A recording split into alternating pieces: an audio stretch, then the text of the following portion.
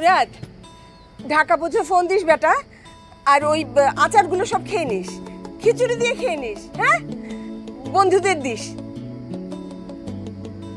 আজ থেকে হয়তো বড় হয়ে গেলাম সত্যি, যে বাবা মায়ের মুখ না দেখলে ঘুম হতো না ভয়ে, আজ তাদের ছেড়ে আড়াইশো কিলো দূরে চলে যাচ্ছে। এই ইচ্ছেগুলো প্রতিদিন তাদের সাথে আর দেখা হবে না।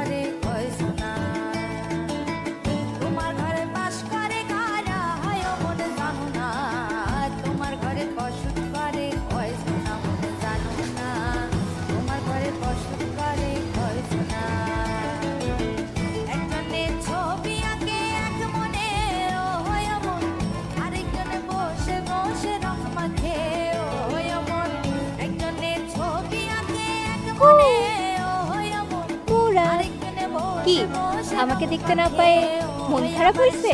দেখো উর্মি, তোমাকে আমি দুইটা কথা বলি। এক, এই কথায় কথায় না শীষ বাজাবা না।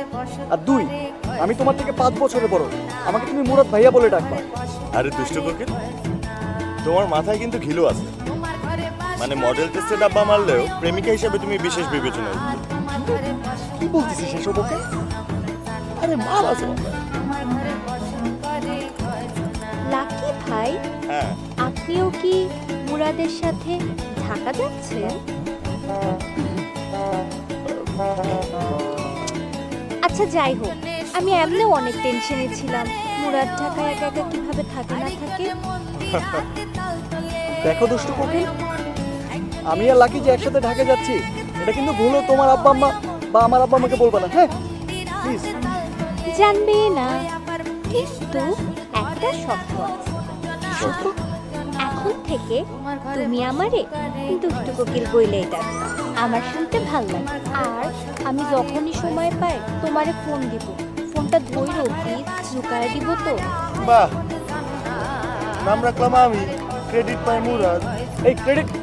ওকে, চল নেভার মাইন্ড। চল চল চল চল চল চল। এই মুরাদ, তোমার পছন্দের পিঠা আনছিলাম, খায় নিও প্লিজ, ঠান্ডা হয়ে যাবে।